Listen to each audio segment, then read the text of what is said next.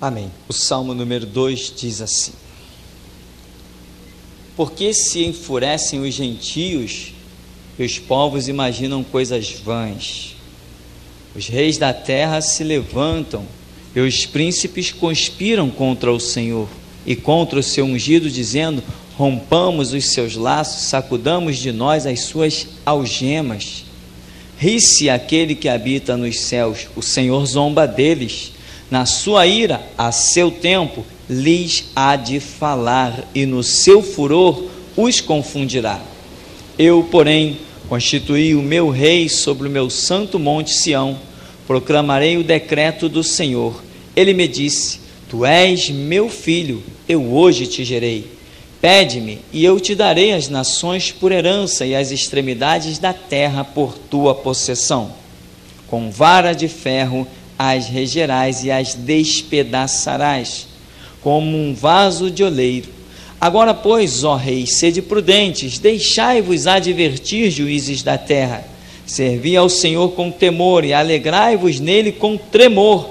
Beijai o filho, para que se não irrite, e não pereçais no caminho, porque dentro em pouco se lhe inflamará a ira. Bem-aventurados todos os que nele se refugiam. Amém. Podem sentar em nome de Jesus. Irmão, nós vamos vivendo nessa sociedade tão louca, tão sem sentido, em vários episódios, e nós vamos vendo, como Paulo diz, a mensagem da cruz é loucura para o mundo, né? Para os que perecem, mas para nós é poder de Deus, nós que somos salvos. É impressionante as coisas que vemos nessa sociedade, como as pessoas engoliram esta sociedade do jeito que ela é nas mãos do diabo. Engoliram de tal maneira, me vem na memória agora, não tem deputados que se acham o máximo?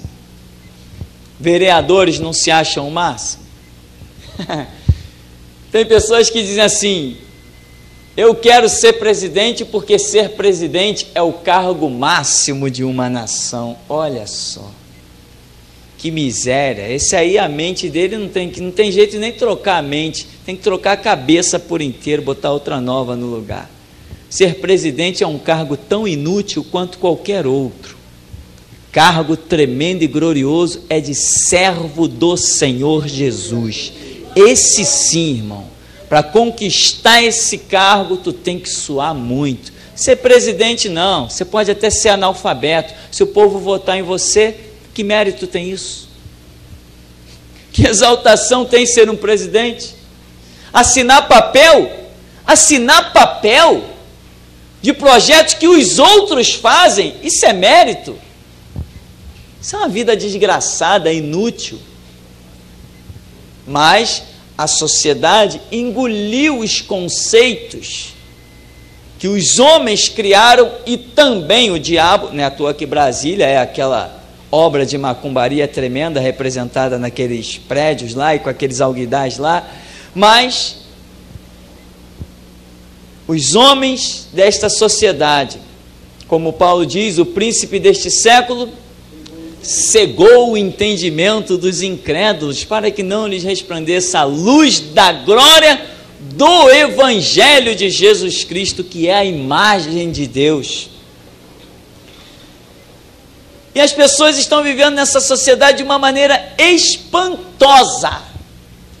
Não se dão conta de onde vieram, não se dão conta para onde vão. Estão nem aí, estão vivendo o seu dia a dia. O conceito de eternidade, o diabo trabalhou tão, vamos assim dizer, entre aspas, poderosamente, que as pessoas esqueceram o conceito de eternidade. Mas Paulo deixa escrito, né? 1 Coríntios 2,9, 1 ou 2, aquilo que olhos não viram, nem ouvidos ouviram, nem nunca subiu ao coração humano, é o que Deus preparou para aqueles que o amam.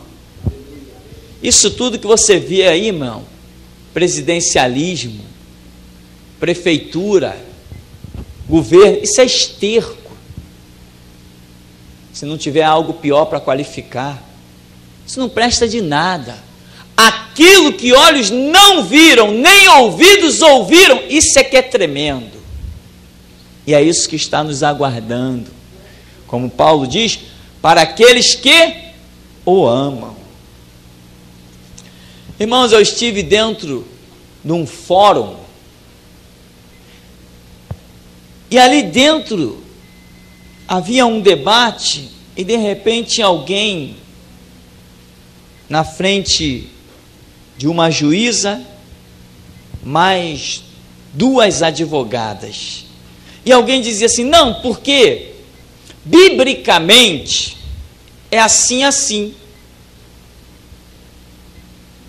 Certamente que eu, presenciando tudo, não era nem para ter sido dito aquilo, mas a pessoa disse. E quando a pessoa disse assim, a juíza mais as advogadas, ela disse assim, não, para nós não interessa o que se diz biblicamente.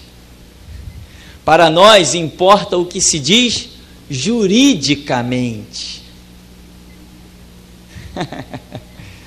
Isso é o mundo que jaz no maligno.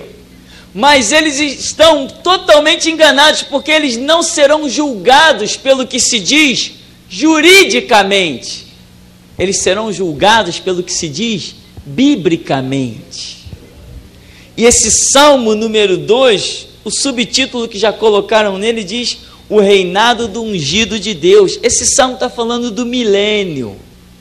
Esse Salmo é a descrição potentíssima, irmão, do milênio.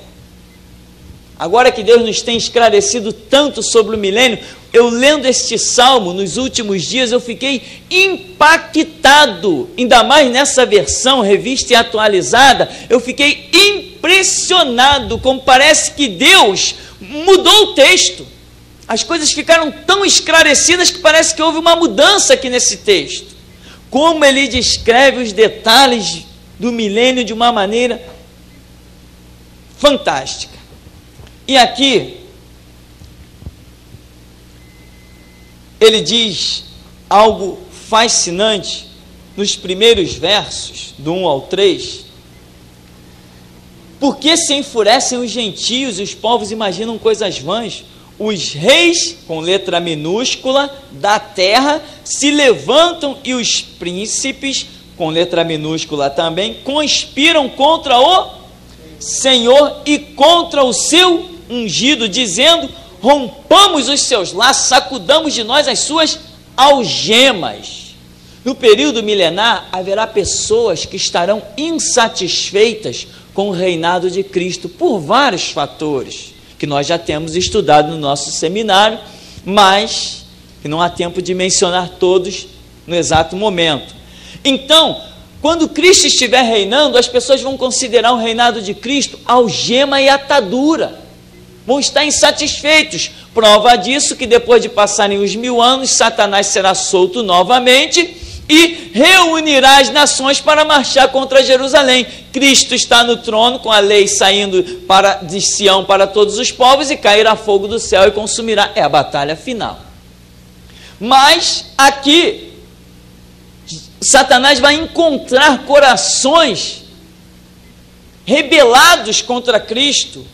Imagina, o reinado de Cristo é ruim, haverá alguma coisa ruim. O que haverá de ruim ao ponto de vista destas pessoas que estarão aos gentios se enfurecendo? E a Bíblia aqui, essa versão enfatiza gentio, porque nenhum judeu estará contra Cristo, nenhum judeu estará contra Cristo. Aliás, Cristo veio foi por quê? Por causa do clamor deles no final da guerra, no Armagedon. Então nenhum judeu estará contra Cristo, mas gentios sim estarão contra Cristo. E por quê? Sabe por quê, irmão? Um dos pontos, um dos milhares de pontos é que as pessoas hoje idolatram um diploma, não idolatram? Idolatram, tem diploma por aí nas paredes que virou uma verdadeira idolatria. As pessoas não adoram os bonecos de gesso, mas adoram seus diplomas, né? Eu sou formado na cadeira tal, eu sou formado nisso, naquilo, eu sou formado. Inclusive o próprio Estado é o primeiro a incentivar a idolatria dos diplomas, porque o Estado, ele não admite quem tenha experiência e competência, ele admite quem tem diploma. Prova disso que os segmentos do Estado são cheios de gentes que não sabem nada e são totalmente incompetentes. A administração do Estado é o pior lixo que existe, pelo menos no nosso. As coisas mais simples eles enrolam e complicam de uma maneira extraordinária. Haja burocracia.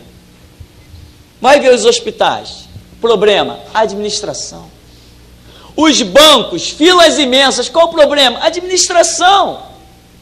Tudo que é canto que você vai, você não aguenta ficar nas filas, porque é administração. O problema é administrativo, porque as pessoas têm diploma e por causa dos seus diplomas estão ocupando cargos, mas não têm experiência, nem de vida, nem de trabalho, e muito menos competência. Então, por causa desses segmentos aí, as pessoas têm os seus diplomas e endeusam seus diplomas. E lá no verso 10 deste Salmo 2, diz assim: agora, pois, ó reis, sede prudentes, deixai-vos advertir quem? Juízes da terra, serve ao Senhor com temor, com tremor, etc, etc. Então, o que vai acontecer no milênio? Como diz a Bíblia, eu disse, como diz a Bíblia, aqueles que já partiram desta terra em Cristo, e creio particularmente a igreja que foi arrebatada, aqueles que foram arrebatados, retornarão com Cristo, com o conhecimento da glória de Deus, e estarão reinando no milênio com Cristo, como diz a Bíblia, com várias passagens, principalmente Apocalipse fala com todas as letras. E não importa se o camarada ele era semi-analfabeto, agora ele tem o conhecimento da glória de Deus. No milênio, quando as pessoas estarão durando 600, 700, 800 anos novamente, nós vamos ver isso daqui a pouquinho, pessoas humildes estarão reinando com Cristo. Juízes, advogados, promotores, médicos, engenheiros vão olhar para o seu diploma na parede e vão ter que sentar nos bancos mais humildes para aprender comigo e contigo. Aí, aqui já está dizendo, por que se enfurecem os gentios e os povos imaginam coisas vãs? Mas eu passei 5 anos, ali o meu diploma, eu passei 5 anos dentro de uma faculdade, vem esse camarada que morou lá na favela, morou em palafitas da favela, morou em cima de esgoto, eu tenho que sentar no banco para aprender com ele? Ou senta ou ajusta conta com aquele que estará regendo com mão de ferro, como diz aqui, com cetro de ferro, regerá as nações. Terão que sentar e aprender conosco. Vão estar satisfeitos? Não. Por isso a intriga, uma série de fatores. Naquele tempo, nós teremos causas a julgar. E quando nós estivermos julgando essas causas, advogados, juízes, dirão assim, não, mas juridicamente, aí nós diremos para eles, aqui não interessa o que se diz juridicamente, aqui interessa o que se diz biblicamente. Cala a boca, porque de Bíblia entendo eu. E tenho costa quente, o meu Senhor está lá em Sião reinando. Entendeu, irmão? Coisas fantásticas vão acontecer nesse milênio. Apesar, vai ser um milênio de paz? Vai, mas até a própria paz vai ser imposta, né? A ferocidade dos animais vai ser retirada, vai ser proibido o derramamento de sangue de qualquer espécie, coisas tremendas. Jesus vai reinar mesmo, vai botar paz, porque o objetivo dele é aí justamente que Mateus 24, 14 diz, o evangelho será pregado no mundo inteiro, é aí, no período milenar, não é na era da igreja, porque foi dado à igreja 2000 anos para pregar o evangelho e dominar o mundo. Esse tempo encerrou-se, Jesus agora voltará a tratar com a nação judaica no 3º milênio. A era da igreja chegou ao fim. O que a igreja fez, fez, o que não fez, não fez e acabou a história. Vai fechar-se as portas a qualquer momento. Acredite, o tempo da igreja foi dado, ele teria um fim. A igreja parece que não percebeu, achou que ia ficar aí pela terra o tempo todo. Não, o tempo da igreja acabou, encerrou-se, mas você ainda tem tempo de crescer na graça, no conhecimento e ser galardoado nessa volta de Cristo para o milênio. Isso é um galardão tremendo. Realmente é aquilo que olhos não viram, nem ouvidos ouviram, nem nunca subiu ao coração do homem. Você vê que lá em Mateus 19, a partir do verso 28, há uma passagem bem interessante que o Senhor Jesus está tratando ali com os seus discípulos, porque no verso 27 do capítulo 19, diz assim, então lhe falou Pedro, eis que nós tudo deixamos e te seguimos, que será pois de nós? Jesus lhe respondeu, em verdade vos digo que vós os que me seguistes, quando na regeneração é a restauração, é no milênio, entendeu, irmão? Quando a terra vai ser restaurada, quando as pessoas, como diz várias profecias, vão durar centenas de anos novamente. Naquele tempo, a parte das plantas, essa alimentação, os frutos, as verduras, vão ser tão tremendos e abundantes que será proibido até matar um animal. Qualquer derramamento de sangue vai ser proibido no reinado de Cristo. Não haverá necessidade de você comer carne vermelha por causa das proteínas. Não vai haver essa necessidade. O poder de Deus te suprirá gloriosamente em todas as carências. O mundo, na verdade, será sustentado pela palavra de Deus. E aí, mais do que nunca, vai ser aquilo que diz, não só de pão viverá o homem, mas de toda a palavra que sai da boca de Deus. E aqui, Jesus diz assim, então, na regeneração, o Filho do Homem se assentar no trono da sua glória, também vos assentareis em 12 tronos para julgar as 12 tribos de Israel. E todo aquele que tiver deixado casa, ou irmão, ou irmãs, ou pai, ou mãe, ou mulher, ou filhos, ou campos, por causa do seu nome, do meu nome, receberá muitas vezes mais e herdará a vida eterna. Ora, vai receber campo? Vai receber irmão? Herdades? Isso é conceito da terra. Lá no céu a gente não recebe nada disso. Não tem nada disso lá no céu para receber. Lá no céu não tem tijolo. Lá no céu não tem casa, tem morada. Morada é diferente de casa. E aí, Jesus está dizendo, vocês voltarão para um reinado comigo. Eu vou estar reinando, e vocês em 12 tronos, para julgar o quê? As 12 tribos de Israel? Só pode ser na terra. O conceito de tribo, o conceito limitado, tudo isso aqui representa a volta de Cristo, trazendo quem? Os apóstolos. No milênio não será pregado o judaísmo acabou, está extinto. Jesus Cristo é o cumprimento da lei, como ele fala em Mateus capítulo 5. Não cuideis que vim abrogar a lei, os profetas, não vim destruir, eu vim cumprir. A lei está cumprida. No milênio, o que será pregado no milênio? Mateus 24, 14. E este evangelho do reino será pregado a todas as gentes. Então virá o fim. Que fim é esse? batalha final, depois de Satanás ser solto novamente.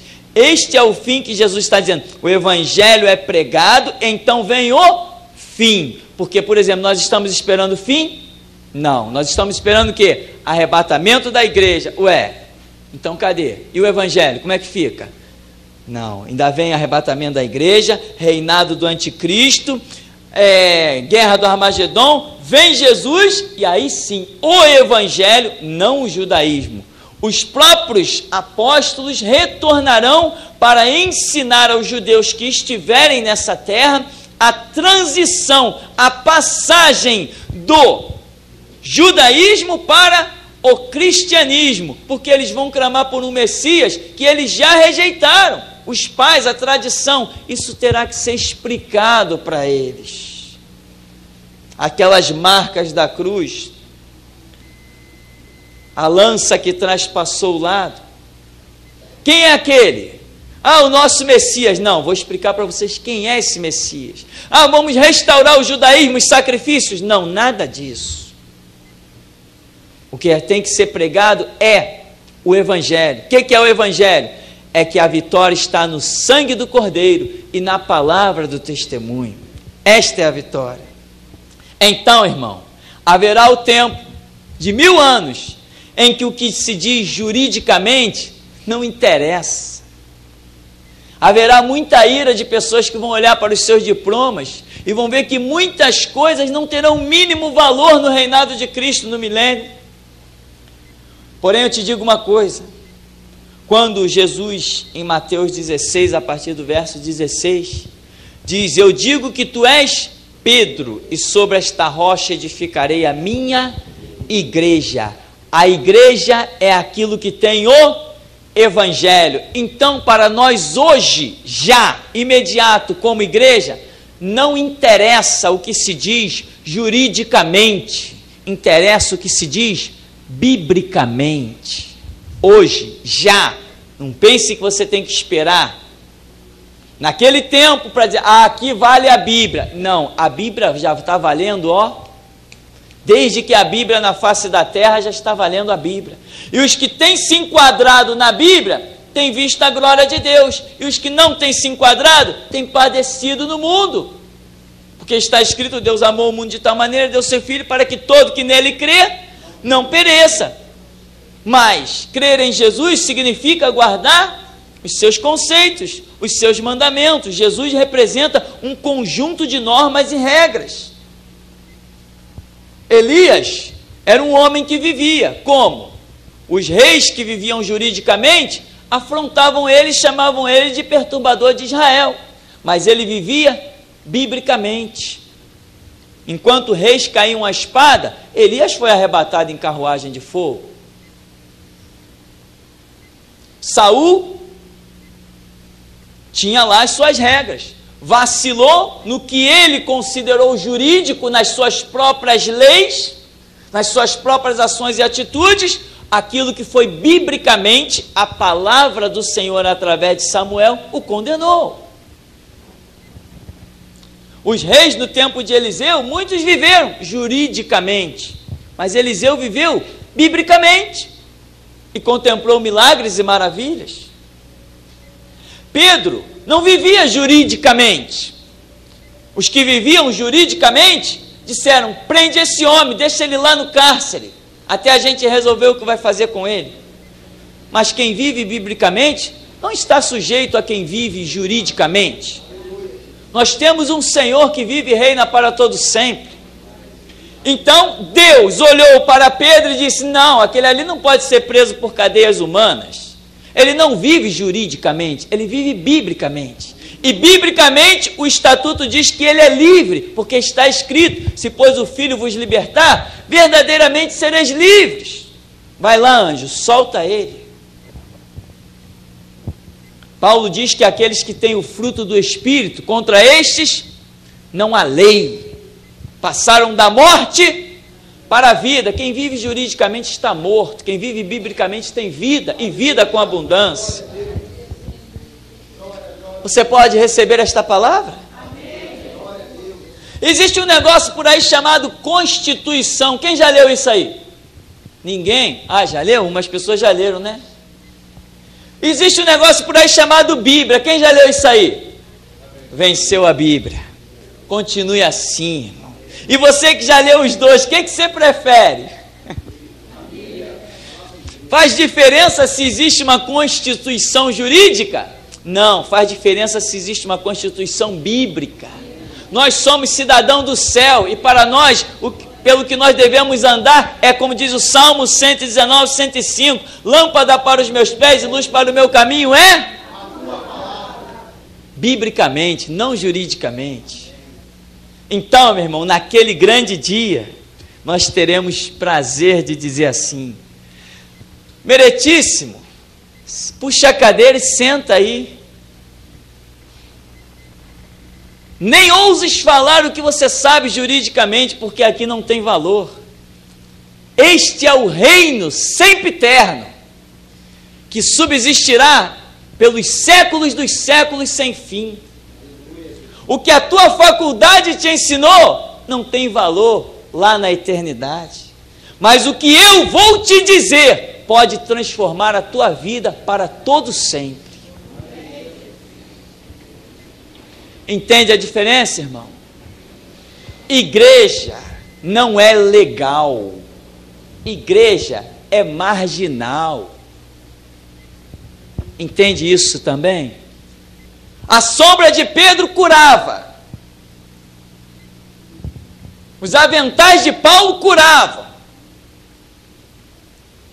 A palavra de João Batista libertava. Por quê? Porque não viviam juridicamente, eram perseguidos como marginais, eles viviam biblicamente. Por isso a sombra, a palavra poderosa, por isso Jesus falou dos nascidos de mulher, não tem ninguém maior que esse aí. Mas juridicamente, Herodes estava na captura dele, até que mandou decapitá-lo.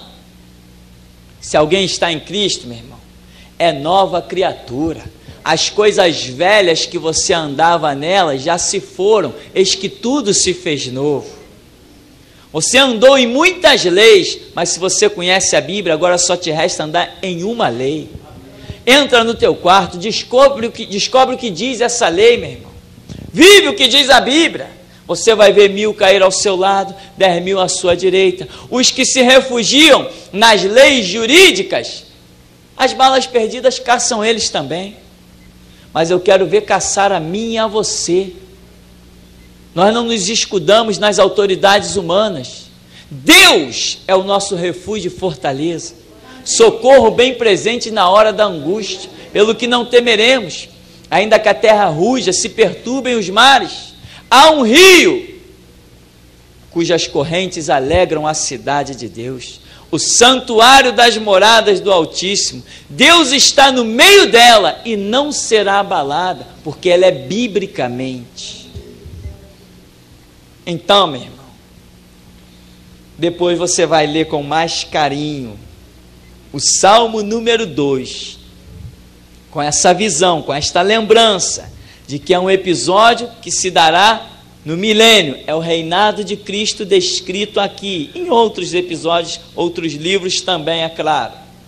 E no verso 4, diz, do Salmo número 2, ri-se aquele que habita nos céus, o Senhor zomba deles, na sua ira, a seu tempo, lhes há de falar, e no seu furor, os confundirá. Porém, para nós que guardamos a palavra de Deus, o Senhor diz assim, o meu povo não ficará envergonhado para sempre. É isso que diz a Bíblia. Eu fiz a minha escolha, espero que você faça a sua também. Eu decidi andar, viver, falar biblicamente. E é por isso que eu não desgrudo deste livro. Se você também não desgrudar, Deus tem preparado para você, sabe o quê? Aquilo que olhos não viram, nem ouvidos ouviram, nem nunca subiu ao coração humano. E assim, o Senhor nos abençoe em nome de Jesus.